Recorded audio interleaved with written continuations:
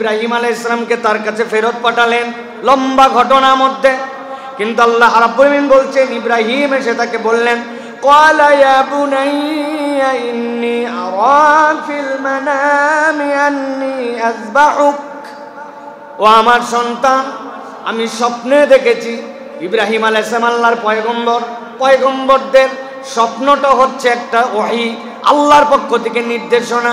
আল্লাহ বলেছেন তোমাকে আমি পছন্দ করি, আল্লাহর জন্য তোমাকে জবাই করে দেওয়ার জন্য। আল্লাহ রাব্বুল আলামিনের এই কথা যেই না সন্তান শুনলেন, একটা কোনো কথা বলেন নাই, একটা কোনো দ্বিচারিতা জিজ্ঞাসা করেন নাই। মানুষ জবাই করার কথা আল্লাহ বলতে পারে নাকি? অযথায় আপনাকে আরো কিছু থাকতে আমারে জবাই করা লাগবে কেন? আপনার তো আরেক সন্তান আছে, আপনি ভুল স্বপ্ন দেখছেন কিনা? কোনো জিজ্ঞাসা নাই, কোনো দ্ব্যর্থুক্তি নাই। সাথে সাথে একটা কথা বলেছেন, ফান ইয়া বুনাইয়া আন্নী আযবাহুকা ফানজুর মাযা তারা। আমার কোনো বক্তব্য নাই, আল্লাহ যা বলেছেন আপনি তাই করেন। তো আজকে আমরা বেসিক্যালি কুরবানি, জিলহজের আমল এবং কুরবানি সংক্রান্ত নানান ধরনের শরঈ দৃষ্টিভঙ্গি, মাসলা মাসাইল, এইগুলোর উপরে সংক্ষিপ্ত কিছু দিক নির্দেশনা নেওয়ার জন্য চেষ্টা করব। যেই বিষয়গুলি জানলে বুঝলে একজন ঈমানদার তার আল্লাহ প্রদত্ত ইবাদত করার মাধ্যমেও আলাদাভাবে দিলের মধ্যে এক ধরনের তৃপ্তি এবং আল্লাহ রাব্বুল আলামিনের সন্তুষ্টি অর্জন করতে পারবেন, এরকম কিছু বিষয়ের দিক নির্দেশনা আমরা শোনার জন্য চেষ্টা করব। প্রিয় ভাইয়েরা, আমরা কুরবানি দেই। কুরবানি আমাদের কাছে বিশাল এক আনন্দের বার্তা নিয়ে আসে। কুরবানি আমাদের জন্য একটি ব্যাপক ভিত্তিক শিক্ষা নিয়ে আসে। কিন্তু আমরা এই কুরবানির শিক্ষা নিজেরা অনুভব না করার কারণে এটি কেবলমাত্র আমাদের জন্য একটি পশুকে আল্লাহর নামে জবেহ করার মধ্যে আমরা সীমাবদ্ধ করেছি। কিন্তু মূলত কোন প্রেক্ষাপট থেকে রব্বুল আলামিন কি কারণে উম্মতে মুহাম্মাদের জন্য কিয়ামত পর্যন্ত এই কুরবানির বিধান দিলেন, এর মধ্যে থেকে ফাইন্ডিংসটা কি, এইগুলো আমরা অনেক সময় অনুভব করি না। আমি আপনাদের কাছে তিনটা দিকের কথা বলবো সংক্ষিপ্ত সময়ে, যেহেতু অনেক কথা আজকে। তো সেই বিষয়ে আপনাদের কাছে জানিয়ে রাখতে চাই যে যেন আমরা এই কুরবানির বার্তাগুলি দিলের মধ্যে ধারণ করি। আমি আপনাদের কাছে সূরা সাফফাত এর 102 থেকে 107 নম্বর আয়াতে কারিমা তেলাওয়াত করেছি, যেখানে আল্লাহ কুরবানির প্রেক্ষাপট বর্ণনা করেছেন।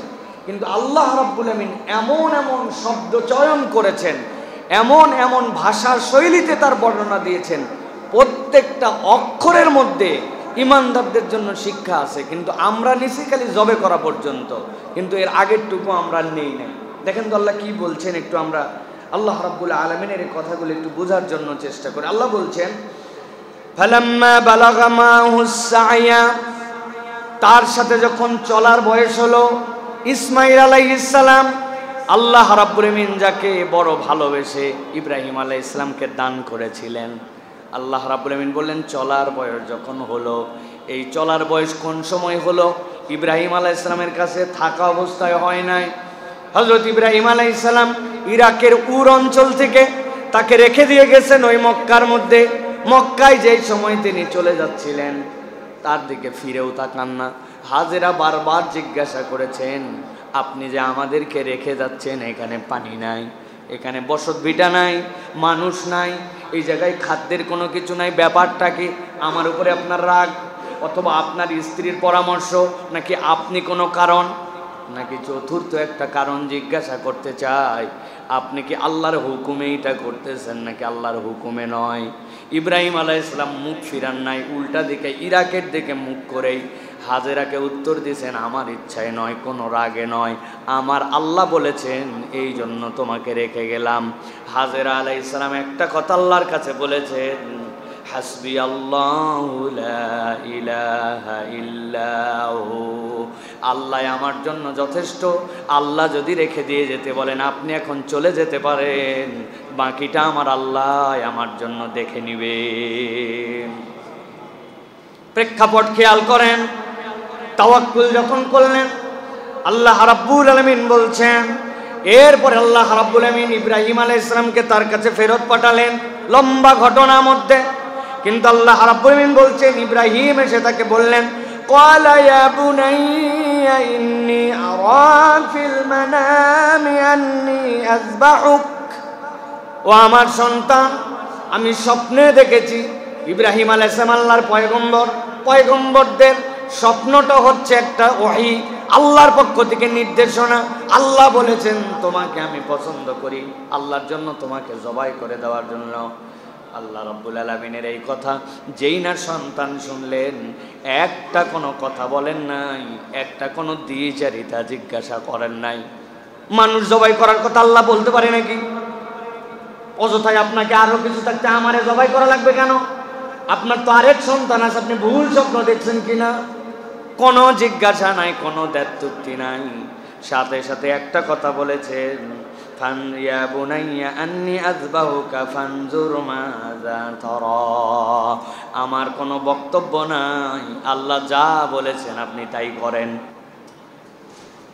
ইব্রাহিম আলাইহিস সালাম সাথে সাথে বললেন ক্বালা ইয়া আবাতি ফাল মা তুমার আল্লাহ আপনাকে যা করতে বলেছেন আপনার আদেশ আপনি পালন করেন আর আপনি দেখবেন আল্লাহর আদেশ পালন করার ক্ষেত্রে আপনি যেরকম দৃঢ় প্রতিজ্ঞ অনুগত হওয়ার দিক দিয়ে আমার দৃঢ় প্রতিজ্ঞাটাও আমি আপনাকে দেখাই দিতে চাই সাতাজিদুনি ইনশাআল্লাহু মিনাস সাবিরিন আপনি দেখতে পাবেন আল্লাহর হুকুম বাস্তবায়ন আমার উপরে যখন হয় আল্লাহ চাহে তো আমি ধৈর্যশীল থাকব পালিয়ে যাওয়ার চেষ্টা করব জোর করে আপনাকে ধরতে হবে এরকম কোনো ঘটনা ঘটবে না আল্লাহর হুকুম আপনিও পালন করবেন আর আমার উপরে যেহেতু পালন করার আদেশ হয়েছে আপনি দেখতে পাবেন আমাকে ইনশাআল্লাহ ধৈর্যশীলদের মধ্যে সুবহানাল্লাহ এই ঘটনা শুনে আমাদের ইয়াংরা সুবহানাল্লাহ বলে খুব খুশি হয়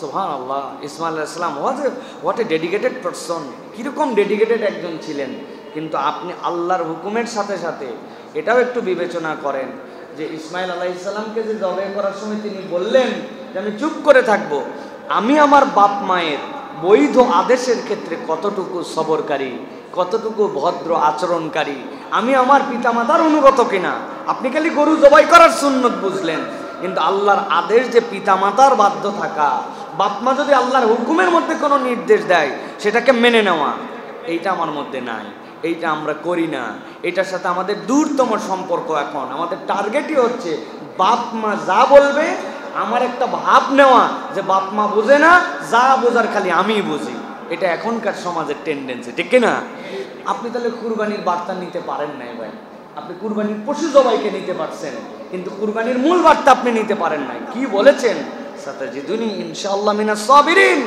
আল্লাহ যদি আপনাকে আদেশ করা থাকে আপনি তো নিজের ইচ্ছাই করছেন না আল্লাহর আদেশ বাস্তবায়নের সময় আমাকে দেখতে পাবেন আমি কতটুকু আপনার অনুগত আল্লাহর অনুগত আর আমরা টোটালটা তার উল্টা প্রিয় ভাইয়েরা মা বলছে সন্ধ্যার পরে বাইরে থাকিস না আপনি বলছেন আর একবার বললে বাড়িতেই ঢুকবো না এটা তো আল্লাহর হুকুম বাস্তবায়ন তাই না ভাই এই লোক আবার কুরবানি দেওয়ার জন্য অস্থির হয়ে গেছে আপনি কুরবানির শিক্ষাই নিজের জীবনে নিতে পারেন নাই বাপ বলছে খারাপ ছেলেদের সাথে ঘুরিস না ওই বলতেছে খারাপ ভালো তুমি কি চেনো তুমি বহু আগে জন্মগ্রহণ করছো তুমি খারাপ ভালো চিনো না খারাপ ভালো আমি বেশি চিনি এরকম ছেলে দারুস সালাম মহল্লায় তো নাই না ভাই আছে ঘরে ঘরে আমার ভাই বলছে ঘরে ঘরে কারা তারা আমরা প্রিয় ভাইয়েরা এই জন্য কুরবানির খালি জবাই করার শিক্ষা না কুরবানির আরো অনেকগুলো দিক আছে এইগুলি আমাদের সমাজের মধ্যে মানুষের কাছে উপস্থাপন করে দেওয়া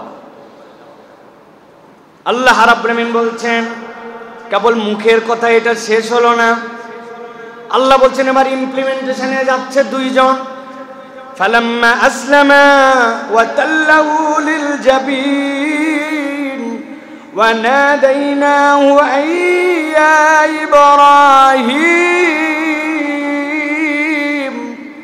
আল্লাহ বলছেন দুইজন রেডি হয়ে গেল আল্লাহর কাছে এমন ভাবে আত্মসমর্পণ করলো কেবল বলে নাই আমাকে ধৈর্যশীল পাবেন আল্লাহ আমাকে আদেশ করেছেন সাথে সাথে ইসমাইল শুয়ে গেছে জবেহের জন্য প্রস্তুত হয়ে গেছে ওয়াতাল্লাহু লিল জাবিন কাত হয়ে শুয়ে গেছে যেরকম করে জবাই করতে আল্লাহর জন্য সবচেয়ে সহজ হবে, এইরকম করে ইব্রাহিম শুইছে।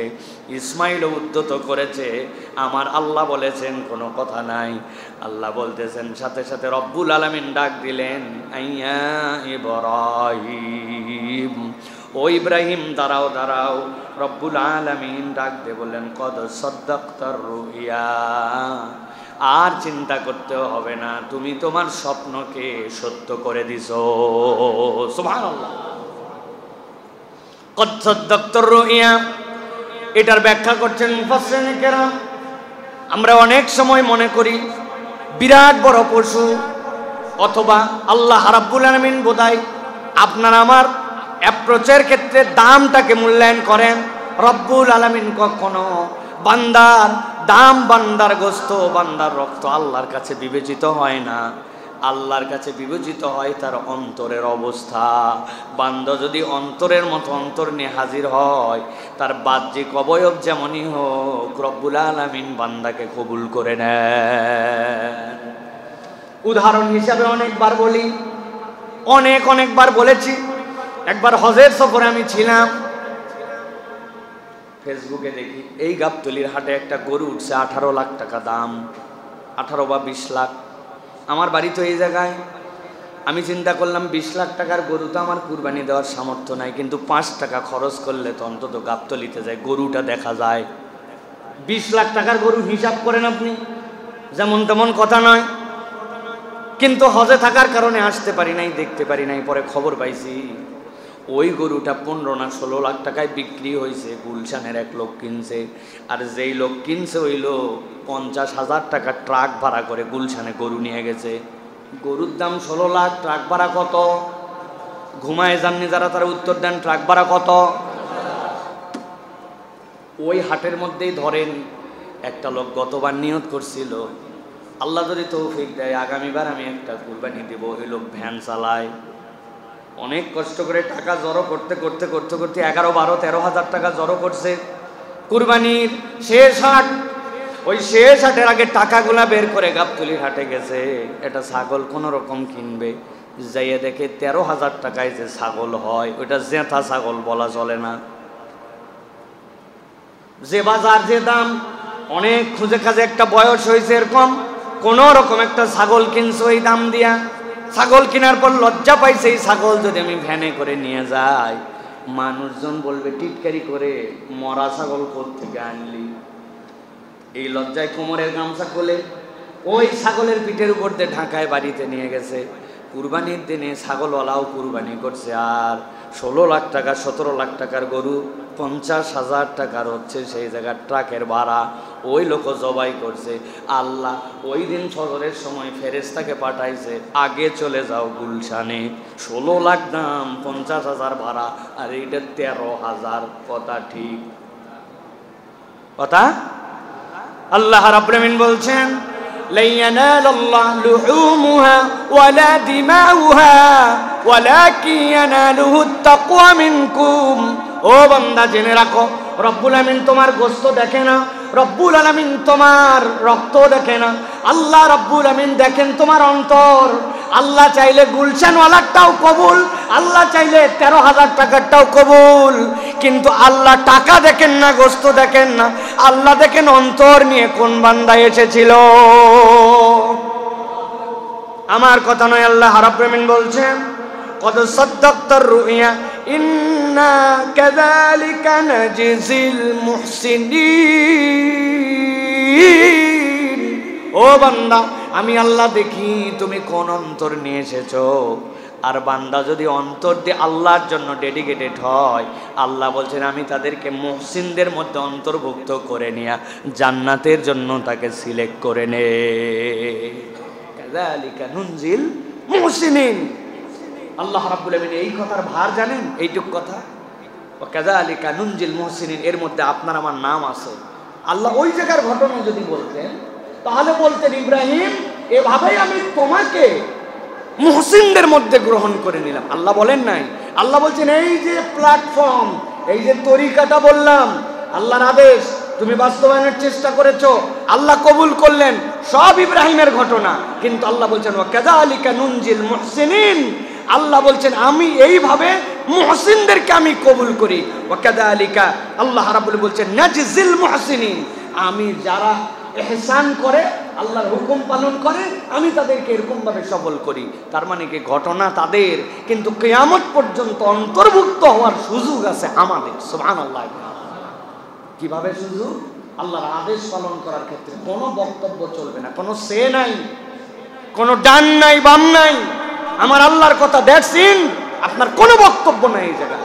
সামি'না ওয়া আতা'না, এই উম্মতে মুহাম্মাদির বৈশিষ্ট্য এইটা। এই কথার আলোচনা বাংলাদেশে কম হয়। ওদের বৈশিষ্ট্য আমাদের মূল পার্থক্য। সামি'না ওয়া আতা'না বলছে নবী, করে নিছে, কিচ্ছু বলে নাই, কোনো মন্তব্য নাই।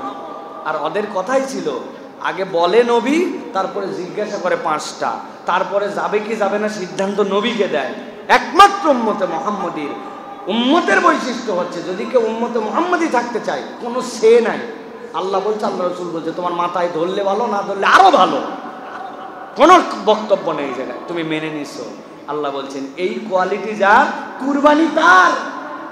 আপনি শুধু ফাপড়বাজি করতেছেন, শুধু বাকি কোনো কিছু হচ্ছে না আপনার জন্য। প্রিয় ভাইয়েরা, এই জন্য আল্লাহ রাব্বুল আলামিন বলছেন ইন্না হাযা লাহুয়াল বালাউল মুবিন। আল্লাহ বলছেন যত সহজে কোরআনে বলে দিলাম আল্লাহ আমি, এটা অত সহজ পরীক্ষা মনে করো না, এটা বড় কঠিন পরীক্ষা ছিল। বালাউল মুবিন, সুস্পষ্ট একটা পরীক্ষা ছিল। পৃথিবীর ইতিহাসে কোন পয়গম্বর এই পরীক্ষা এর আগে দেয় নাই। ইব্রাহিম আলাইহিস সালামকে এই পরীক্ষা আল্লাহ দেওয়াইছেন। আল্লাহ বলতেছেন ওয়া ফাদাইনাহু বিযিবহিন আযীম, আমি আল্লাহ রাব্বুল আলামিন এরপর একটা বড় একটা প্রাণী দিয়ে এটাকে আল্লাহ রাব্বুল আলামিন সম্পূরক করে নিলেন, পূর্ণতা দিয়ে দিলেন। জিবহিন আযীম, এক মহান জবেহ, এটার সাথে আল্লাহ সম্পৃক্ত করে দিলেন। প্রিয় ভাইয়েরা, এই যে ইন্না কাযালিকা নাজিল মুহসিনিন ইন্না হাযা লাহুয়াল বালাউল মুবিন, সূরা সাফফাত 103, 4, 5 এই আয়াতের তাফসীর যে দেখবেন, এই যে বলছেন আল্লাহ যে হাযা লাহুয়াল বালাউল মুবিন, এটা তার জন্য বড় পরীক্ষা ছিল। এই পরীক্ষার নিসবতটা হচ্ছে সফলতার মানদণ্ডের জন্য। আল্লাহ আগে সফলতা বলে পরে বলছেন পরীক্ষা বড় ছিল। এই পরীক্ষায় মুফাসসিররা ব্যাখ্যা করেছেন 4 ধরনের পরীক্ষা আল্লাহর কাছ থেকে ছিল। তার সবচেয়ে বড় পরীক্ষা ছিল 2টা দিক, অন্তরের দিক থেকে 2টা অন্তরের পরীক্ষা ছিল, যে আপনার ইন্টেনশনটা ক্লিয়ার কিনা। আল্লাহর আদেশ আপনি পালন করেন, কিন্তু সেটা সন্তুষ্ট চিত্তে নাকি আপনার করা লাগবে তাই। এশার নামাজ করে যায় বলতেছে ঝামেলা মিটাই আসলাম। একজন জিজ্ঞাসা করছে কার সাথে গন্ডগোল? কারণ না, নামাজ পড়ে আসলাম, রাত্রের ঝামেলা শেষ করলাম। এটাও নামাজ হয়ে যাবে, ফরজের হুকুম আদায় হয়ে যাবে তার, কিন্তু আপনার হৃদয় থেকে আসছে কিনা। ভাই, এই কথাটা অনেক গভীর কথা, আপনি দিল থেকে অনুভব করেন, অন্তর থেকে ফিলিংস করেন। আমার স্বামী হজ করে আসছে, যদি আমি বোরকা না করি, হিজাব না করি, স্বামীর ইজ্জত থাকে না। আবার বয়সও হয়ে গেছে একটা, আগের মতো আর দেখানোরও কিছু নাই, এই জন্য বোরকা পরি। পরে ফরজ আদায় হবে, কিন্তু ওইটা কি আপনার দিল থেকে আসছে কিনা। কুরবানির 1 নম্বর আল্লাহ এটা শিখাইছেন। ইব্রাহিমও দিল দিছে, ইসমাইলও দিল দিছে। আল্লাহ বলেন এত সোজা না। পশু একটা কিনে নিয়ে চলে আসছে গাবতলির হাটের থেকে। লোকজন জিজ্ঞাসা, হাজির সাহেব কত লইলেন? কয় এবার বেশি কিনবার পারি নাই, এবার 3.5 লাখের মধ্যেই শেষ করছি। বাপরে, এইটা পশু কুরবানি হয়তো জবে হবে, কিন্তু উনি যে 3.5 লাখ শুনানি দিচ্ছে, ওই কুরবানি গাবতলির হাটে রয়ে গেছে। আল্লাহ এই জন্য বলছেন 1 নম্বর দিল, মুফাসসিরদের ব্যাখ্যা আছে এর পিছনে। 2 নম্বর প্রস্তুতি, আল্লাহ যা বলেছেন ওইটা পালনের জন্য আপনার প্রস্তুতি, ওটাও একটা আপনার ইবাদত। নবীজির হাদিস দ্বারা প্রমাণিত আছে, শীতকালের ওযু আল্লাহ নবী কত বড় মর্যাদা দিয়েছেন। ওযু আপনি সালাতের জন্য করেন, কিন্তু ওযু স্বয়ং একটা ইবাদত হয় যদি আপনি একটা ইবাদতকে ইন্টেনশন করেন। আপনি কষ্ট করে টাকা গুছাচ্ছেন, আপনি কুরবানির জন্য আলাদা ভাগ করে বের করে রাখতেছেন, আপনি এটার জন্য মনস্তাত্ত্বিকভাবে রেডি হচ্ছেন, ভালো মানুষের সাথে যেন কুরবানি দিতে পারেন, তার জন্য একটা প্রস্তুতি আছে। কোনো কিচ্ছু নাই ভাই, কারা দিছে কোন জায়গায় ভাগে কোন একটা ভাগ বসায় দিয়া মনে করছে যে ভাই এই গরু ভালো হয়েছে, আল্লাহর রহমতের দামেও কম হয়েছে, আমার ভাগেও কম পড়ছে, বাজারে 750 টাকা গরুর কেজি, আল্লাহর দয়ে পর্তা হয়েছে হুজুর, এবার 568 টাকা করে কেজি করছে, এর চেয়ে পর্তা আর কি নিবেন এই যুগে। মাশাআল্লাহ, আপনি পর্তা খাচ্ছেন, আপনি কুরবানি খাচ্ছেন না। এরকম লোক আছে না ভাই? কারা বলেন? আমরাই তো তারা, সমাজের প্রতিনিধিত্ব তো আমরা করছি প্রিয় ভাইরা। কুরবানি খালি এইটুকু কথা না, ইব্রাহিম আর ইসমাইলের আলোচনা করে গেলাম আর কুরবানি শেষ হয়ে গেল। এত সস্তা আলাপ না এটা। আল্লাহ রাব্বুল আলামিন এই জন্য বলেছেন ইন্না হাযা লাহুল বালাউল মুবিন। ওইটা ছিল কঠিন পরীক্ষা, স্পষ্ট পরীক্ষা, সুস্পষ্ট জগৎবাসীর কাছে আল্লাহর পক্ষ থেকে শিক্ষা। আল্লাহ রাব্বুল আলামিন আপনার আমার জন্য এই যে বার্তাটা দিলেন, এই বার্তাগুলি থেকে কুরবানির জিনিসগুলি আমাদেরকে বের করে নিতে হবে প্রিয় ভাইয়েরা। এবার আমরা ধারাবাহিকভাবে 8টা পয়েন্টের আলোকে কিছু কিছু বিষয় আপনাদের কাছে খোলাসা করি প্রিয় ভাইয়েরা।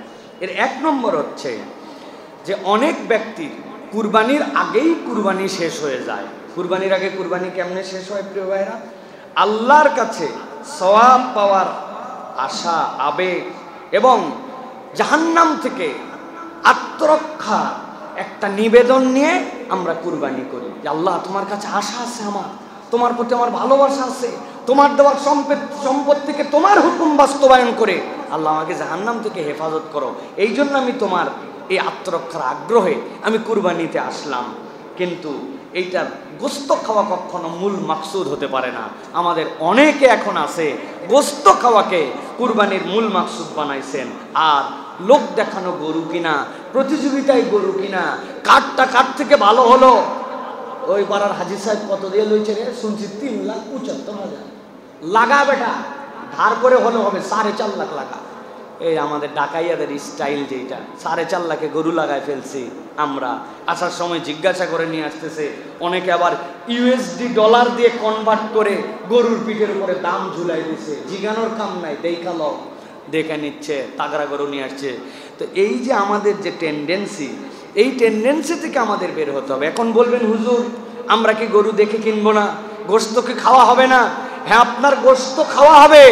আল্লাহ রাব্বুল আমিন দুনিয়াতে একমাত্র আল্লাহর ইবাদত উম্মতে মুহাম্মাদের জন্য গিফট করেছেন, যেই ইবাদত আদম আলাইহিস সালাম থেকে ঈসা আলাইহিস সালাম পর্যন্ত কারো সুযোগ ছিল না। যা কিছু আল্লাহর জন্য নিবেদিত হয় ওটা আল্লাহর হয়, আর একমাত্র উম্মতে মুহাম্মাদের আল্লাহ বকশিশ করছেন আল্লাহর জন্য নিবেদিত হওয়ার পরেও আল্লাহ ওইটা বান্দার জন্য দিয়েছেন। সুবহানাল্লাহ। খেয়াল করছেন আপনি বিষয়টা? যাকাত, আপনি দাতা তাই না? যাকাত আদায় করেছেন, আপনি কি যাকাত খেতে পারবেন ভাই? যাকাত আপনি খাইতে পারবেন? আপনি পারবেন না। আপনি মান্নত করেছেন, মান্নত কি আপনি খেতে পারবেন? আপনি পারবেন না। এটা আল্লাহর জন্য ডেডিকেটেড, আপনি আল্লাহর জন্য এটাকে উৎসর্গ করে দিয়েছেন। আপনি হজের জন্য আপনি দম দিয়েছেন, দম আপনার পানিশমেন্ট, আপনি খেতে পারবেন না। কিন্তু একমাত্র ইবাদত যেটা এর আগের উম্মতের জন্য ছিল না, আগের উম্মতের তো ভয়াবহ অবস্থা ছিল, রাত্রেবেলা রেখে দিতে হতো, রাত্রে আগুন এসে যদি ওইটাকে পুড়ায় ফেলতো তার কুরবানি কবুল, আর যারটা পুড়তো না তারটা কবুল হতো না। আল্লাহ বলতেছেন সেখানে আমি তোমার জন্য, আমার জন্য নিবেদিত করার পরে এই পশুর গোশত তোমার জন্য হালাল করছি, খাবেন তো আপনি। কিন্তু বরবাদ করে ফেলতেছি আমরা আগেই কুরবানিকে, নিয়তের কারণে, নিজেদের অ্যাপ্রোচের কারণে। এটার থেকে আমাদেরকে বেশি বেশি সতর্ক হতে হবে প্রিয় ভাইয়েরা। অনেক সময় আমরা ওজন করে গরু কিনি, ক্যালকুলেশন করে ওজন করে। মুসলমান কখনো ঠকবে না, এক গর্ত থেকে 2 বার ইমানদার দংশিত হবে না, নাজায়েজ নয়। কিন্তু উদ্দেশ্য যদি এরকম হয়, কেবল পর্তা করা, কেবল গোস্ত কোন কোয়ালিটি এটা বের করা, এটা কখনো কুরবানির মৌলিক শিক্ষা হতে পারে না। এই জন্য প্রিয় ভাইয়েরা, এই কিনতে যাওয়ার আগেই নিয়তটা বিশুদ্ধ করেন আপনার, তাছাড়া ওই কেনার সময় আপনার কুরবানি বাতিল হয়ে যেতে পারে প্রিয় ভাইরা। এই জন্য আমাদের নিয়ত হবে যে আমি ভালো গরু কিনবো, গোশত সুন্দর হোক, সমস্যা নাই, কিন্তু এইগুলো আমার মৌলিক না।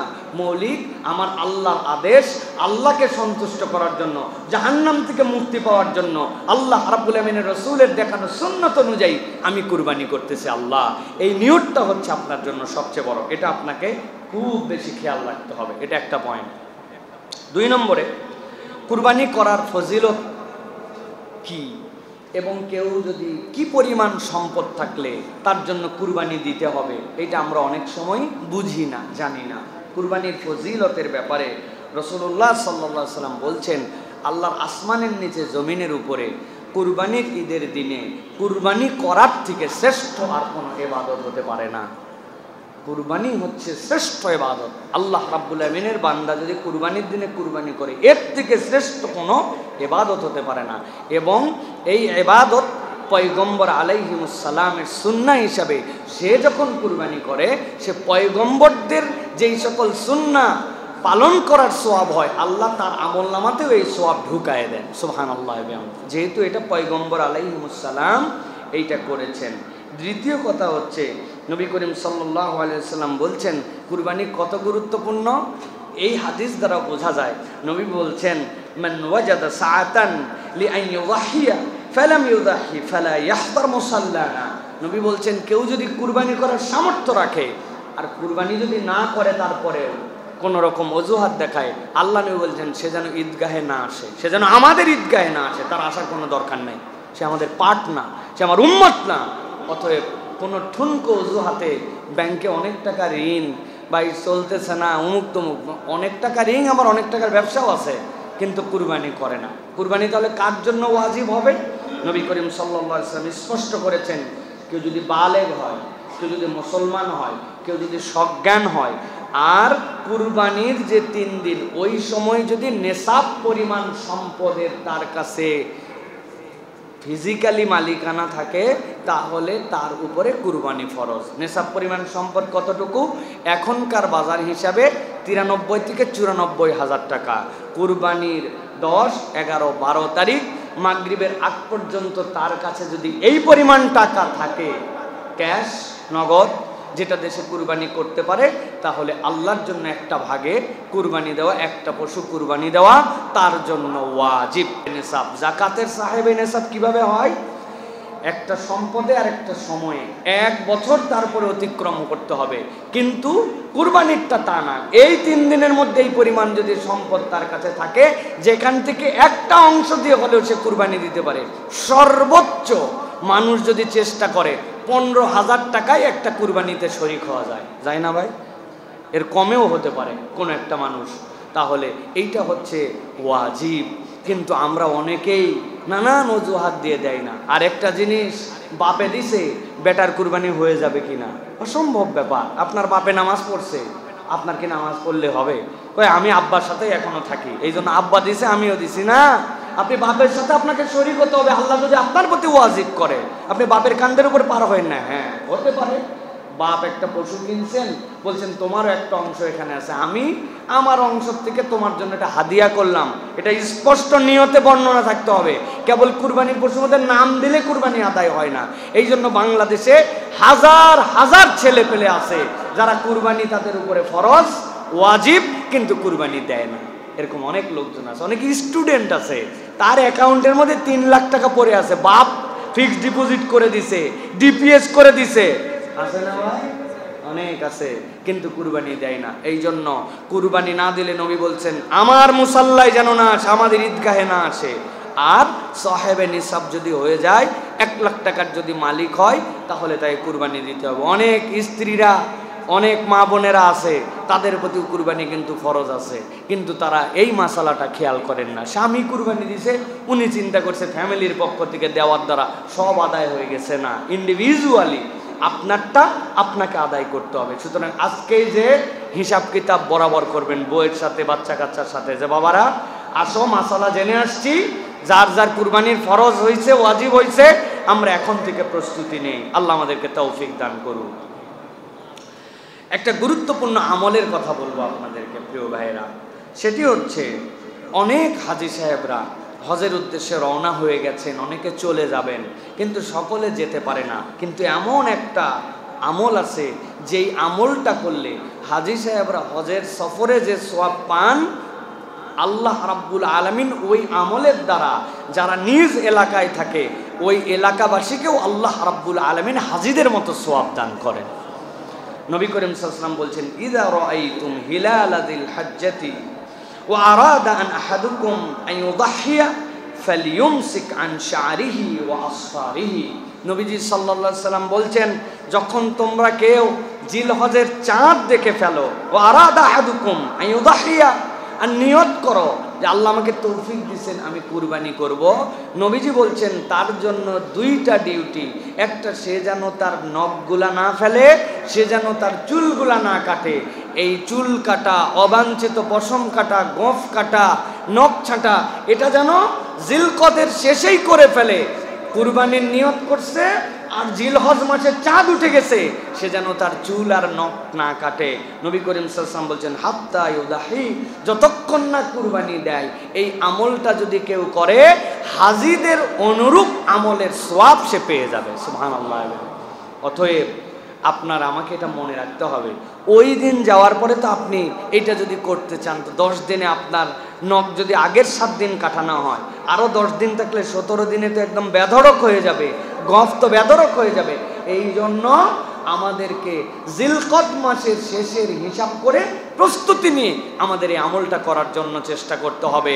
অন্যকে জানায় দিবেন এই যে জিলকদ শেষের দিকে কিন্তু আগামীকালকে চাঁদ উঠে যেতে পারে, পরশুদিন চাঁদ উঠে যেতে পারে।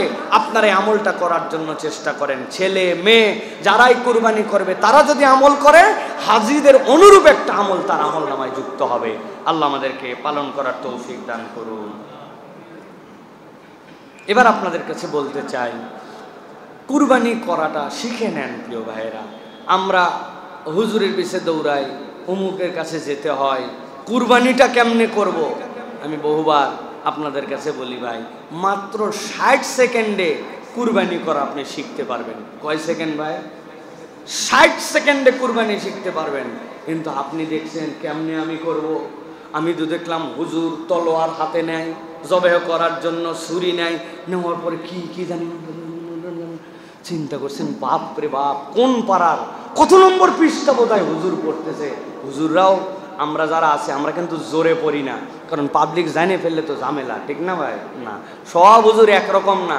আর হুজুরদের এই জবে করা লাগবে এরকম কোনো কারণ নাই। আপনাদের দায়িত্ব বরং হুজুররা পালন করে দেয়, আপনাদের নিজেদের হিম্মত নাই। হুজুর ঠেলায় পড়ছে, হুজুরের কি ঠেকা পড়ছে, বউ বাচ্চা বাদ দিয়া, ঈদের দিনের আনন্দ বাদ দিয়া, নিজের পশুর চামড়া সেলা বাদ দিয়া আপনার কুরবানি করলে হুজুর কি ঠেকা পড়ছে। আগে তাও এগুলা করে হুজুরকে মানুষজন গরুর মাথা, খাসির মাথা দিত, এখন হুজুরকে গনেও না। আমার এলাকার ইমাম সাহেব কুরবানি করবেন না মানে হ্যাঁ চাকরি রাখবো না, এরকম একটা মুডে আসছে না, কারণ অর্থাৎ হুজুরে কোনো ঠেকা নাই এর সাথে। কিন্তু আমি আপনাকে শিখাই দিতে চাই প্রিয় ভাইরা, কুরবানি করার জন্য আল্লাহ রাব্বুল আলামিন আপনার আমার জন্য সহজ করেছেন। নবী করিম সাল্লাল্লাহু আলাইহি ওয়াসাল্লাম কিভাবে কুরবানি করতেন? কুরবানিটা নবী করিম সাল্লাল্লাহু আলাইহি ওয়াসাল্লাম করতেন, সাধ্যের মধ্যে তাকে কেবলামুখী করে ফেলতেন। পশুটা কেবলামুখী হওয়া এটা একটা মাসনুন। এরপরে মুখস্থ থাকলে পড়বেন, ইন্নী ওয়াজ্জাহতু ওয়াজহিয়া লিল্লাযী ফাতারাস সামাওয়াতি ওয়াল আরদা হানিফাও ওয়া মা আনা মিনাল মুশরিকিন, এইটুক বলছেন। এরপরে আপনি আল্লাহুম্মা লাকা ওয়া মিনকা, আল্লাহ এই পশু দিছো তুমি, আবার তোমার জন্যই কুরবানি করতেছি। কি বলছেন? আল্লাহ এই পশু দিছো তুমি, কুরবানি কার জন্য করছি? আল্লাহর জন্য। এরপরে কঠিন দোয়া আছে, ওইটা পরে জবে করে দিবেন, বিসমিল্লাহি আল্লাহু আকবার। কারা কারা পারেন না হাত তোলেন, একজনও নাই দেখা যায়, মাশাআল্লাহ।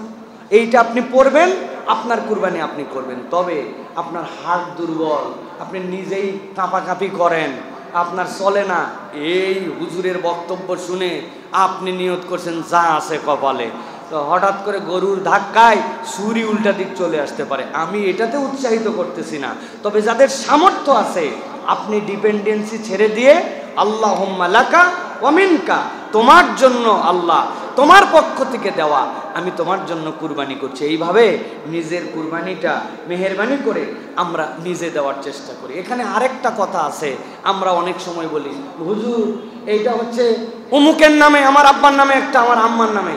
কুরবানি কি ভাই আব্বার নামে আমার নামে হয়? যদিও নিয়তটা এটা নয়, ভাষাটা অসুন্দর হয়। আসলে আব্বার পক্ষ থেকে আল্লাহর জন্য, আম্মার পক্ষ থেকে, তো আমরা ভাষাটাও শুধরাই ফেলি, আমরা বলি আল্লাহ এটা আমার আব্বার পক্ষ থেকে, আম্মার পক্ষ থেকে, আল্লাহর জন্য। এটা আব্বার নামে আম্মার নামে নয়, নাম হবে কার? আল্লাহ। তাহলে আমরা এইভাবে কুরবানিটা শিখে নিতে পারি। এক নম্বর হবে কি, যে বাংলায় আপনি বলতেছেন যে আল্লাহ আমি তোমার জন্য এটা কুরবানি করতেছি, আল্লাহ তোমার দেওয়া নিয়ামত থেকে। এরপরে ইন্নী ওয়াজ্জাহতু ওয়াজহিয়া লিল্লাযী ফাতারাস সামাওয়াতি ওয়াল আরদা হানিফা ওয়া মা আনা মিনাল মুশরিকিন, এইটা আপনি পড়ছেন। এরপরে বিসমিল্লাহি আল্লাহু আকবার, আর যদি আরবি পারেন আল্লাহুম্মা লাকা ওয়া মিনকা, এরপরে জবাইটা করে দিবেন ইনশাআল্লাহ। পারবেন তো ইনশাআল্লাহ? সাথে একটা জিনিস মনে রাখবেন, জবাই করার সাথে সাথে আমাদের দেশে যেগুলো কষাই থাকে, এরা নামে কষায় না, অনেক সময় কামেও কষাই হয়। সাথে সাথে হাতের রক কেটে দেয়, পায়ের রক কেটে দেয়, এইগুলো খবরদার কাটতে দিবেন না। একটা পশু 10 মিনিট লাগুক স্বাভাবিকভাবে রক্ত বের হয়ে সে যখন ঠান্ডা হবে, এরপরে আপনি ওই পশুর বাকি কাজে জড়িত হবেন। এটা অনেক সময় বলে তাড়াতাড়ি করে জীবন চলে যাওয়ার জন্য এটা করতেছে, তার জবেহের জায়গা এটা, হাত নয়, পা নয়, কোনো জায়গা নয়, এটা মনে রাখবেন। আল্লাহ আমাদেরকে নিজেদের পশুকে আল্লাহর জন্য জবেহ করার মতো তৌফিক দান করেন। এবার আরেকটা পয়েন্টের কথা বলবো প্রিয় ভাইয়েরা, ইসলাম আল্লাহ রাব্বুল আলামিনের দেওয়া বিধান অনুযায়ী পশু কুরবানির করার কথা বলে, কিন্তু পশু প্রাণীর প্রতি যে দয়া দেখাতে বলে, একটা কুরবানির মধ্যেও যে দয়া আছে, এটা আমরা অনেক সময় দেখি প্রাণীর প্রতি আমরা দয়াশীল নয়। ইসলাম জবেহ করতে বলেছে, বান্দার জন্য আল্লাহ এটা সৃষ্টি করেছেন, আল্লাহ তার সৃষ্টির জন্য খাওয়ার জন্য এটা দিয়েছেন, কিন্তু তার সাথে ক্রুয়েলিটি করতে দেন নাই। ট্রাকের মধ্যে 8 ঘন্টা 10 ঘন্টা 12 ঘন্টা 24 ঘন্টা নিয়ে আসে, এক ফোঁটা পানি দেয় না, জিব্বা বেরিয়ে যায়, ট্রাকে যেন গাদাগাদি করে নিয়ে আসা যায়। একটা যদি পশু বসে পড়ে তাহলে ওই পশুর জায়গা আরেকটা পশু নিয়ে ফেলবে, এই জন্য বাধ্যতামূলক দাঁড় করে রাখার জন্য চোখের মধ্যে মরিচ ঢুকায় দেয়। সারা দিন চোখ দিয়ে পানি পড়ে, ও দাঁড়াতে পারে না, খাওয়ার জন্য একটু পানি পর্যন্ত তাকে দেয় না। এইগুলা ইসলামের সাথে দূরতম কোনো সম্পর্ক নাই প্রিয় ভাইয়েরা। এই জন্য পশুর প্রতি দয়া করা আল্লাহ রাব্বুল আলামিন ফরজ করেছেন। এই জন্য আল্লাহ রাব্বুল আলামিন নবী করিম সাল্লাল্লাহু আলাইহি ওয়াসাল্লামকে দিয়ে বলেছেন, ইন্নাল্লাহা কাতাবাল ইহসানা আলা কুল্লি শাইইন, আল্লাহ প্রত্যেকের প্রতি দয়া করাকে দায়িত্ব দিয়েছেন। নবী বলছেন, ফাইদা কাতালতুম ফাহসিনুল কিতলা ওয়া ইযা যাবাহতুম ফাহসিনুজ যিবহা, তোমরা যখন জবেহ করবে তোমরা উত্তম করে জবেহ করো। এই জন্য আমার হালাল স্লটারিং, এটা একটা কনসেপ্ট আমাদের মধ্যে অনেকের মধ্যে নাই। আপনি এমন বছরে একবার কুরবানি করেন, ওই যে আপনার যে ছুরিটা রেখে দিছেন ওইটা একদম ভোঁতা হয়ে গেছে, একটু মিশাই ওয়ালের সাথে খালি $2 দিছেন, তো ওইটা কাটে না, ওইটাতে ফোঁসাতে ফোঁসাতে নবী করিম সাল্লাল্লাহু আলাইহি ওয়াসাল্লাম রেগে গেলেন। একদিন দেখলেন একটা তার সাহাবী পশুকে মাটির নিচে শোয়ায় দিয়ে এরপরে অস্ত্রটা ধার দিচ্ছে, ছুরিটা ধার দিচ্ছে। নবী করিম সাল্লাল্লাহু আলাইহি ওয়াসাল্লাম রেগে তাকে বললেন, আতুরিদু আন তুমিতাহা মাউতাতিন, তুমি কি এক প্রাণীকে অনেকবার জবেহ করতে চাও? কত বড় তুমি বেয়াক্কেল যে তুমি তোমার প্রাণীকে আগে শোয়াইছো, তারপরে তুমি তোমার ছুরি ধার দিচ্ছ। কয়বার তাকে মারতে চাও? আগে পূর্ণ প্রস্তুতি নিয়ে তাকে শোয়াও। তোমার অধীন করা হয়েছে বলে তুমি অমানবিকতা করতে পারবে না, কুরবানি করতে বলা হয়েছে বলে তোমার ইচ্ছা মতো যেরকম ইচ্ছা সেরকম করতে পারবে না। নবী করিম সাল্লাম বলেন, হাল্লা হাদাত্তা শাফরাতাকা ক্বাবলা আন তুদজিআহা, তুমি তোমার প্রাণীকে মাটিতে শোয়ানোর আগে তার জন্য তুমি অস্ত্রটুকু ধার দিয়ে নাও। সুবহানাল্লাহি বিহামদিহি, হোয়াট এ বিউটিফুল ইসলাম। আপনি কল্পনা করেন একটা প্রাণীকে জবেহ করবেন কেমন করে, সেটার ইনস্ট্রাকশন যিনি এইটা যার মাধ্যমে শরীয়ত কায়েম হলো তিনি আপনাকে আমাকে দিয়ে গেছেন। অতএব প্রিয় ভাইয়েরা, জবেহের ক্ষেত্রে আমরা সতর্ক হব, তাদেরকে শার্প কিছু দিয়ে দ্রুত সময়ের মধ্যে সুন্দর পদ্ধতিতে জবেহ করে ফেলবো, এটা আল্লাহ রাব্বুল আলামিনের বিধান। আল্লাহ আমাদেরকে বোঝার তৌফিক দেন। সাথে সাথে হালাল স্লটারিং এর আরেকটা পার্ট যেটা বলেছি, হাতের রক কেটে দেওয়া, পায়ের রক কেটে দেওয়া, এখনো ঠান্ডা হয় নাই তার আগেই হাত পার এই চামড়াগুলা ছিঁড়ে ঝুলায় দেওয়া, খবরদার। সেই ছোট্ট মুরগি থেকে শুরু করে বড় উট এই পর্যন্ত পুরোটার বিধান আল্লাহ রাব্বুল আলামিনের সাথে সিলেক্ট করেছেন। আপনার হয়তো কুরবানি আদায় হয়ে যাবে, আপনার হয়তো জবর দ্বারা পশু হালাল হয়ে যাবে, কিন্তু আপনি একটা গুনাহ করবেন, কেননা নবী করিম সাল্লাল্লাহু আলাইহি ওয়াসাল্লাম যেভাবে করতে বলেছেন আপনি ওইভাবে করেন নাই। এই বিষয়ে নিজেরা সতর্ক হব, অন্যদেরকে সতর্ক করব ইনশাআল্লাহ। আল্লাহ আমাদেরকে তৌফিক দান করেন। এরপর আরেকটা জিনিস বলবো প্রিয় ভাইয়েরা, সেটা হচ্ছে জিলহজ মাস। এই জিলহজের 10 দিন আমাদের জন্য অত্যন্ত গুরুত্বপূর্ণ। আল্লাহ রাব্বুল আলামিন কোরআনুল কারীমের মধ্যে বলেছেন, ওয়াল ফাজরি ওয়া লায়ালিন আশর ওয়াশ শাফঈ ওয়াল ওয়াতর, আল্লাহ রাব্বুল আলামিন যে আপনার আমার জন্য বলেছেন যে ওয়াল ফাজর ওয়া লায়ালিন আশর, দুনিয়ার মুফাসসিররা বলতেছেন আল্লাহ রাব্বুল আলামিন মূলত এই 10টা দিনকে এত সম্মানিত করেছেন। আবু উসমান নাহদি বলেন এখানে আল্লাহ রাব্বুল আলামিন 3টা দশকের কথা বলেছেন, রমাদানের শেষ দশক, জিলহজের প্রথম দশক আর মুহররমের প্রথম দশক। আল্লাহ এই 3 দশককে সম্মানিত করেছেন। হযরতে মূসা আলাইহিস সালাম আল্লাহ রাব্বুল আলামিন তাকে জিলকদ মাসে ডেকেছিলেন, বলেছিলেন 10-30 দিনের জন্য আসেন।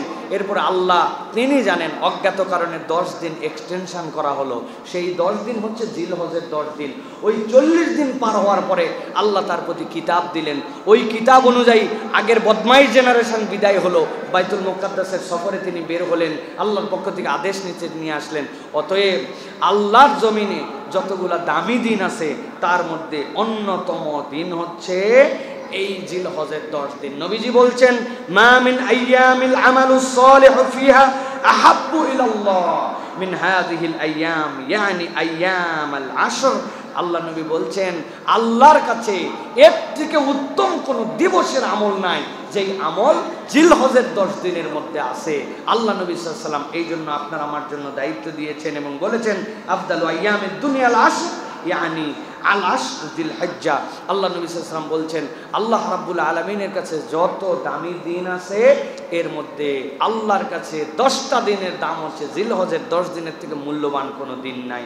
এটা বুখারীর হাদিসের মধ্যে আসছে প্রিয় ভাইরা, ইয়ানি আশরাতিল হজ্জাতি, অর্থাৎ এই 10 দিন হচ্ছে জিলহজের 10 দিন। এখন আমাদের জিজ্ঞাসা হচ্ছে যে এই জিলহজের 10 দিনে আমরা কি আমল করব। আমি খুব সংক্ষিপ্তভাবে, জিলহজের 10 দিন অনেক মর্তবার দিন, এটা আসমানের নিচে জমিনের উপরে সবচেয়ে দামি দিন। এই দিনগুলো আল্লাহ রাব্বুল আলামিনের প্রিয় দিন। এই দিনের আমলের ব্যাপারে আনাস ইবনে মালিক বলেন আইয়ামে আশরের মর্যাদা প্রতিটা দিন 1000 দিনের সমান, আর আরাফাতের দিন হচ্ছে 10,000 দিনের সমান। আল্লাহ রাব্বুল আলামিন এই মর্যাদা দিয়েছেন প্রিয় ভাইরা। আউজাঈ রাহমাতুল্লাহ আলাইহি বলেছেন প্রতিদিন সিয়াম দিনে জিহাদ এবং রাত্রেবেলার বিরতি এর সমান। রাসূলুল্লাহ সাল্লাল্লাহু আলাইহি ওয়াসাল্লামের থেকে তারা যে সকল বর্ণনা পেয়েছেন সেখান থেকে তারা এগুলোর মর্যাদার কথা আপনার আমার কাছে বলেছেন। প্রিয় ভাই, জিলহজের 10 দিন আমরা কি আমল করতে পারি তার একটা সংক্ষিপ্ত রূপরেখা আপনাদের কাছে তুলে ধরি যে কি আমল করবো এই 10 দিন। 1 নম্বর হচ্ছে এই 10 দিনই আমরা চাইলে ওই রমাদানের আগের দিন, কুরবানির আগে পর্যন্ত আমরা প্রতিটা দিন সিয়াম পালন করতে পারি, এটা 1 নম্বর দিক। 2 নম্বর হচ্ছে কোরআন তিলাওয়াত, এটা হচ্ছে আমাদের জন্য অত্যন্ত গুরুত্বপূর্ণ।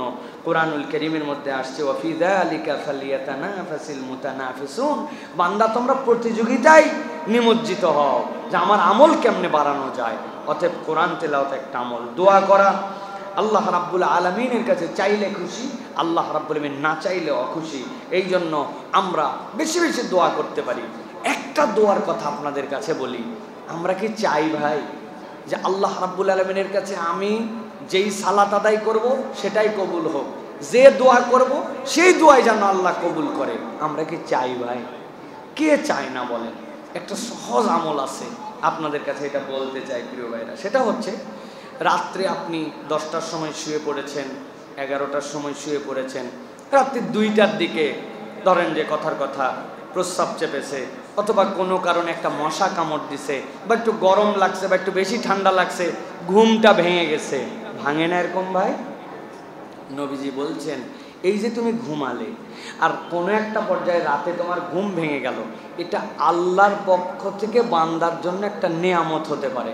কিভাবে? নবীজি বলছেন যদি রাত্রে ঘুমানোর পরে ফজরের আগে কোনো কারণে তার ঘুম ভেঙে যায়, সাথে সাথে সে যদি একটা দোয়া আল্লাহর কাছে করে, একটা তাসবিহ যদি পড়ে, আল্লাহর জন্য প্রশংসার একটা কালিমা যদি পড়ে, কি পড়বে? লা ইলাহা ইল্লাল্লাহু ওয়াহদাহু লা শারীকা লাহু লাহুল মুলকু ওয়া লাহুল হামদু ওয়া হুয়া আলা কুল্লি শাইইন কাদির সুবহানাল্লাহি ওয়াল হামদুলিল্লাহ ওয়া লা ইলাহা ইল্লাল্লাহু আল্লাহু আকবার। এইটা পড়ছে, পড়ার পরে উঠে যদি নামাজ পড়ে তার নামাজ আল্লাহ অবশ্যই কবুল করে নেবেন। আর যদি আল্লাহর কাছে নামাজ না পড়ে কিন্তু কোনো দোয়া করে, আল্লাহ তার দোয়া ফিরাবেন না। ঘুমাইছিলাম আমার জন্য, ঘুম ভেঙে গেছে কোনো কারণে, কিন্তু ওই ঘুম ভাঙাটাও আমার জন্য নিয়ামত। শুধু ঘুম ভাঙছে আর চিন্তা করছি, আরে নবী কি করতে বলছেন? লা ইলাহা ইল্লাল্লাহ ওয়াহদাহু লা শারীকা লাহু লাহুল মুলকু ওয়া লাহুল হামদু ওয়া হুয়া আলা কুল্লি শাইইন কাদির, সুবহানাল্লাহ আলহামদুলিল্লাহ ওয়া লা ইলাহা ইল্লাল্লাহ। এরপর আল্লাহকে বলতেছে, আল্লাহ অনেকদিন রোগ হয়েছে, ভালো হয় না আল্লাহ, বাচ্চাটা পড়ালেখা করায় কেন জানি হেফজ করতে পারে না, কেন জানি ছেলেটা কথা শোনে না, আল্লাহ আমার কামাই রুজি করি কেন যেন বরকত হয় না। হাতও তোলা লাগবে না, উঠে বসাও লাগবে না, শুয়ে শুয়ে আল্লাহর কাছে এইগুলো ফরিয়াদ দিতে দিতে আবার ঘুমায় গেছে। আল্লাহর নিয়োজিত ফেরেশতা দয় আল্লাহর কাছ থেকে এটা কবুল করায়া তারপরে আল্লাহর থেকে আদায় করে দিবে। সুবহানাল্লাহ। এটা নবীজি সাল্লাল্লাহু আলাইহি সাল্লাম বলেছেন প্রিয় ভাইরা। আর যদি সালাত আদায় করে, নবী করিম সাল্লাল্লাহু আলাইহি সাল্লাম বলছেন সালাত তার কবুল হবে, দোয়া করলে দোয়া তার কবুল হবে। সুবহানাল্লাহ। সাধারণ মানুষ তো করেই না, আমরা যারা আলেম ওলামা তালেব এলেম তারাও করেন, নিজেরাও আমরা করি নাই। আল্লাহ আমাদেরকে আমলগুলি করার তৌফিক দান করেন। অন্তত ঘুম ভাঙলে এই দোয়া শিখে এই আমলটা করব, পারবো ইনশাআল্লাহ। 3 নম্বরে রোজা রাখা, সোম এবং বৃহস্পতিবার, এটা তো আমাদের রোজা, সাথে সাথে আইয়ামে বীজের রোজা। এই রোজাগুলি আমরা রাখার জন্য চেষ্টা করব। একটা বর্ণনা আসছে সালাফদের থেকে, যে ব্যক্তি তার কাছে আল্লাহর, যে ব্যক্তি তার জন্য আল্লাহর কাছে কি জমা আছে, কথাটা বোঝেন, যে ব্যক্তি আল্লাহর কাছে তার জন্য কি জমা আছে এইটা পেতে চায়, সে যেন আল্লাহর জন্য সিয়াম পালন করে, তাহলে সে জানতে পারবে যে আল্লাহ রাব্বুল আলামিনের কাছে তার জন্য কি সংরক্ষিত আছে। কিসের ব্যাখ্যা? as-sawmu li ওয়া আনা আজিজি বিহি। আল্লাহ বলছেন সিয়াম আমার জন্য আর এর প্রতিদান আমি স্বয়ং আল্লাহ। সুবহানাল্লাহ। অতএব বান্দা যদি আল্লাহর কাছ থেকে কিছু পেতে চায়, আল্লাহ আমার তকদিরে আসলে কি আছে, আল্লাহ আপনি আমাকে একটু দেন, তার জন্য যেন সে সিয়াম পালন করে। এটা হচ্ছে সিয়াম একটা আমল। কিয়ামুল লাইল ইন্নাল হাসানাত ইউযহিবনাস সাইয়্যাত, আপনার নেক কাজ আপনার খারাপকে দূর করে দিবে। এই জন্য কিয়ামুল লাইল অন্যতম আমল। তওবা, এটা অত্যন্ত গুরুত্বপূর্ণ। আল্লাহ রাব্বুল আলামিনের কাছে তওবা করতে হবে। 10 দিনের মর্যাদা আল্লাহ রাব্বুল আলামিন দিয়েছেন, এই জন্য আপনাকে আমাকে তওবা করতে হবে। প্রিয় ভাইয়েরা, তওবার অন্যতম একটা জিনিস হচ্ছে সাদাকা করা। হযরত কাব বিন মালিক বলেন, আমার যত সম্পদ আছে সব দিয়ে নবীকে বললাম আমি মুক্ত হয়ে যাব, এগুলো ঝামেলা রাখবো না।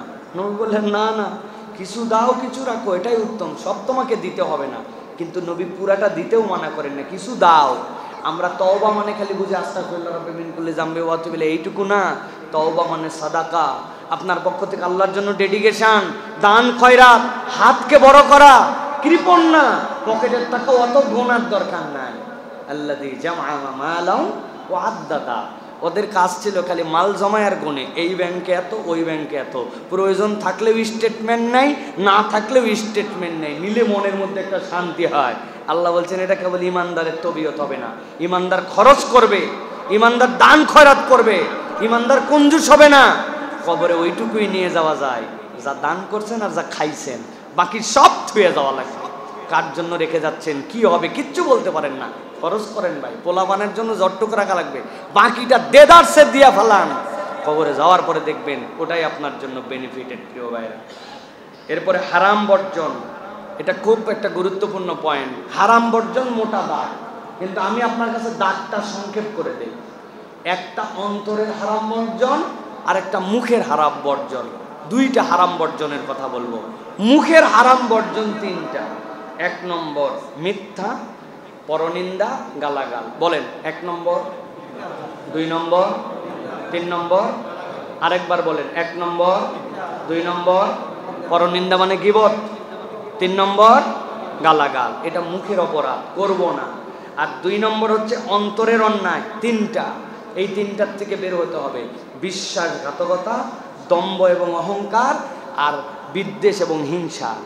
1 নম্বর আমাদের অন্তরগুলো বিশ্বাসী না, মানুষের সাথে অন্তরের এটা আমানত, আপনি বিশ্বাসী না, টাকা নিছেন, নেওয়ার সময় বলছেন আগামী সোমবার, আল্লাহ যদি মাসায় রাখার কিয়ামত যদি না হয়, এই সোমবার আর ফেরে না, কেননা তার অন্তরে শুরুর থেকেই বিশ্বাসঘাতকতা ছিল।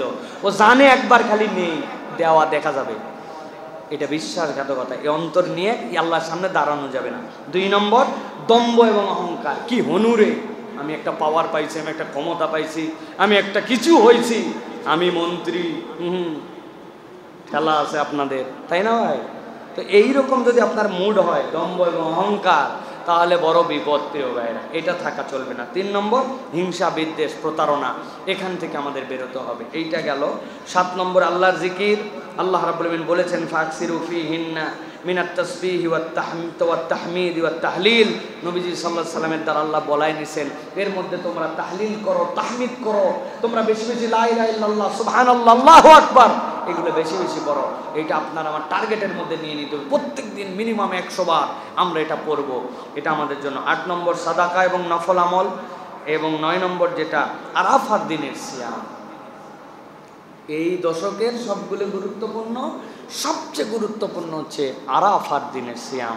নবীজি সাল্লাল্লাহু আলাইহি ওয়াসাল্লাম বলছেন সিয়ামু ইয়াউমি আরাফাত আহতাসিবু আলাল্লাহ আন ইউকাফিরা সানাতাল্লাতী ক্বাবলাহ। আল্লাহ নবী বলছেন, কেউ যদি আরাফার রোজা রাখে, আমি আল্লাহর কাছে আশা করি পূর্বের বছরের আরাফাত তথা 9 জিলহজ থেকে পরের বছরের এই তারিখ পর্যন্ত তার গুনার জন্য এটা কাফারা বানাই দেবেন আল্লাহ। এত দামি একটা সিয়াম। অতএব আমরা একদম হিসাব কিতাব করে 9 জিলহজকে টার্গেট করে আমরা এই আরাফাতের রোজাটুকু আমরা আদায় করার জন্য চেষ্টা করব প্রিয় ভাইরা। আর বেশি বেশি আমরা আল্লাহু আকবার, আল্লাহু আকবার, লা ইলাহা ইল্লাল্লাহ, আল্লাহু আকবার, আল্লাহু আকবার, ওয়ালিল্লাহিল হামদ, এইটা আমরা পড়তে থাকবো প্রিয় ভাইরা। অতএব এই জিনিসগুলি যদি আমরা করি, ইনশাআল্লাহ আল্লাহ রাব্বুল আলামিন আপনার আমার জন্য একটা বারাকাময় এবছরের আমাদের জন্য এই 2টি মাসকে দান করবেন ইনশাআল্লাহ। আল্লাহ আমাদের সকলকে তৌফিক দান করেন, আমল করার তৌফিক দান করেন। আমাদের ছেলেরা টের কাজের জন্য আসে, ইউটিউবার, অনেক চ্যানেল যেগুলো আছে না, আপনারা কিছু কিছু চ্যানেল ফলো দিয়ে রাখবেন।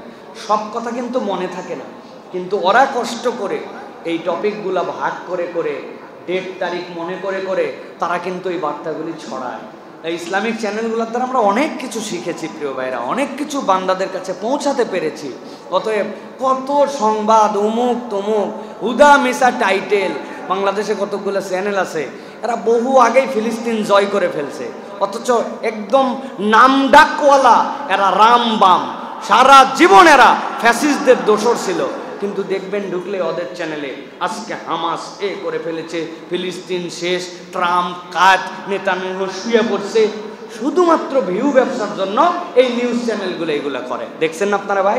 নাম বলে দেওয়া লাগবে? আপনারা জানেন না? 17 বছর আমরা দেখি না এই দেশে কারা কি করছে প্রিয় ভাইরা। কিন্তু ভিউ ব্যবসা দিয়ে ওরা কাজ। কিন্তু আপনার ইসলামিক চ্যানেলগুলোর কোনো খোঁজ খবর রাখেন না, যারা কি দেয় আমাদেরকে। ইউটিউব চ্যানেল চোখের সামনে আসলে দেখি, কেন আপনি তো উদ্যোগ নিয়ে এইগুলো কতগুলোর সাথে সম্পৃক্ত থাকবেন ভাই। জিলহজের আমল 10টা কি কি, কুরবানি কোনটা করলে হয় না, জবে করার পদ্ধতি কি, হুজুর এই দোয়াটা বলছিল রাত্রে ওঠার পরে, ওই দোয়াটার আমল কি, এরা ছোট্ট ছোট্ট ক্লিপস বানায় দেয়। কিন্তু বাকিদের ভিউয়ের কোনো শেষ নাই, ইসলামিক চ্যানেল দেখার লোক নাই। আমাদের কপাল পড়া, আমরা মিথ্যা ফেক ওই নিউজ দেখে আমরা উৎসাহিত হয়ে গেছি, কিন্তু আমরা এইগুলাতে বাহবাহ দেই না, এইগুলো আমরা দেখি না। এই জন্য আমি বলবো এই জিনিসগুলো আমাদেরকে জানা এবং এইগুলোকে ফলো করা, সাপোর্ট করা, তাদেরকে উৎসাহ দেওয়া, এটা আমাদের জন্য দায়িত্ব প্রিয় ভাইরা। কয়েকটা প্রশ্ন আসছে, আমরা প্রশ্ন দিয়ে শেষ করে দিব। আর আজকে আমার জুমার শিডিউল ছিল না, তারপরেও আজকে জুমা আমি ইচ্ছাকৃতভাবে এখানে আসছি, যেহেতু আল্লাহ রাব্বুল আলামিন তৌফিক দিলে হজের সফরে চলে যাব। আগামী জুমা আল্লাহ চাইলে মক্কা বা মদিনায় পড়া হবে ইনশাল্লাহ। তো অনেক দিন আপনাদের সাথে দেখা হবে না, এই জন্য আমি মনে করছি যে একটা জুমা অন্তত পড়িয়ে যায়। এই জন্য আপনাদের এটাকেই মাসের শেষ জুমার মতো করে আজকে আপনাদের এখানে অনেক আলোচনা হয়েছে। এখন কয়েকটা প্রশ্ন উত্তর দিয়ে আমরা শেষ করবো ইনশাআল্লাহ।